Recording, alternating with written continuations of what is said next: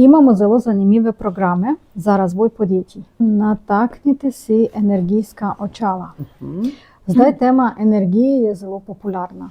Kako misliš, da kaj tako je prišlo do tega, da prej smo se učili samo pogovorov, kako bi prodali več, zdaj pa več pogovarjamo o energiji? V bistvu ljudje smo res v končni fazi energijska bitja, ne? Ja. Ampak ne mislim to nič preveč ezoteričnega, no, tako da dejansko, ne, v bistvu zjutraj se zbudimo s tako ali pa drugačno energijo, ne, že to nas v bistvu nam določi dan, kakšen bo.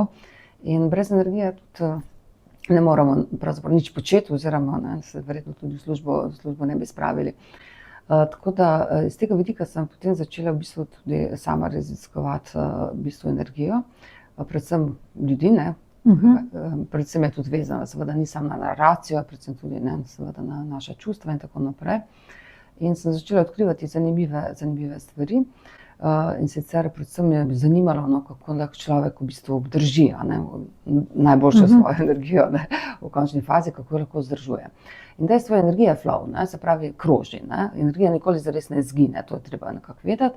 In v bistvu se pa spreminja svojo obliko, ne. In tako rekoč, tako da, ampak drugače energija, ne, dokler smo živi, imamo neko energijo. Zdaj pri človeku, ne, v bistvu je pomembno, da je obnavlja, ne, ker v 24 urah nekaj porabi, ne, od tega mora znati tudi obnoviti. Jaz delam v bistvu na 4 ravneh, ne, kar mogoče pozabimo. Vsi vemo, da pač moramo skrbeti za fizično telo, to je več ali manj že jasno. Tudi v zadnjem času zelo veliko dajemo, ne, na to plat, ampak v končni fazi je pomembno, zato ker v bistvu telo je kot neke vrste ladja, s katero plujemo po življenju, ne. In če ima ta ladja preveč lukenj, bom rekla nevzdrževana, ne, potem bo verjetno bolj razburkano, ne, naše potovanje. No, ampak po drugi strani ni dovolj, da skrbimo samo za telo, ne, zdaj pri telesu vemo, da imamo več od gibanja do prehrane, do predvsem počitka tudi, no, to bi mogoče posebej pomenila, da v bistvu na delovnem mestu premalo včasih tudi počivamo, ne, to ne pomeni, da bomo vse zaspali, ne, in tako naprej. Ampak zelo zanimivo je, Japonci, ne, ki so zelo delovni ljudje in tudi zelo storilnostno naravnani, oni recimo so uvedli dremež, ne, to je napping, ne, dremež v bistvu delovno okolje, ne, in imajo v bistvu ljudje do 10 minut časa na dan, da v bistvu opravijo ta dremež, ne. Zakaj? Z enim razlogom, ker so ugotovili, da so potem ljudje zopet v bistvu bolj produktivni in da znajo tudi bolj inovativno razmišljati, ja. Tako da, ampak okej, to je eno, ne, en vir je sigurno naše telo, treba je skrbeti za naše telo, ne, ampak to ni edini vir, treba je skrbeti tudi za v bistvu naša čustva. Jaz temu rečem higieno čustev. Ja, da vemo, kako se sploh počutimo, ne, in če vemo, ne, če smo v bistvu zavestno se kdaj vprašamo, kako se počutimo, potem bomo verjetno prej našli odgovor, zakaj se tako počutimo, kot se počutimo. In to nekako uravnavata, ne, potem, ne, tako da mi pa drvimo skozi življenje in se sploh ne vprašamo, ne, kdaj, kako se počutimo in zakaj tako čutimo, ne, in tako dalje, ne. Ampak čustva so vsa, seveda, jaz jih ne delim, a veste, na pozitivna pa negativna. Vsa so potrebna, ne.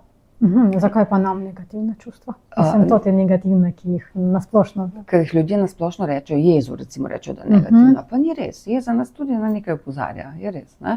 Tako da žalost, da je negativna. V končni fazi ljudje včasih tudi moramo biti žalostni, da kaj predelamo, ne, v končni, ne, tako da so taka in drugačna čustva, mogoče jaz rečem udobna, manj udobna, ne.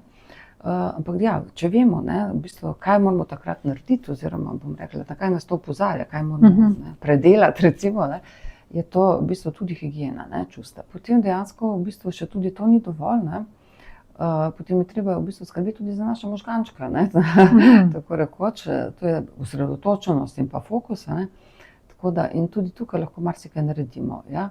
Se pravi, z našo, bom rekla, mentalno, ne, kondicijo in na koncu tudi za našo, bom rekla, eni pač jo imenujejo duhovno, jaz lahko rečem tudi psihično kondicijo, saj gre za eno in isto, ne. Ker gre pa predvsem za to, da mi se malo vprašamo, kakšne so naše trenutne vrednote, ja, in če še živimo, ne, po načelih naših vrednot, ali se že v bistvu kam drugam odneslo, ne.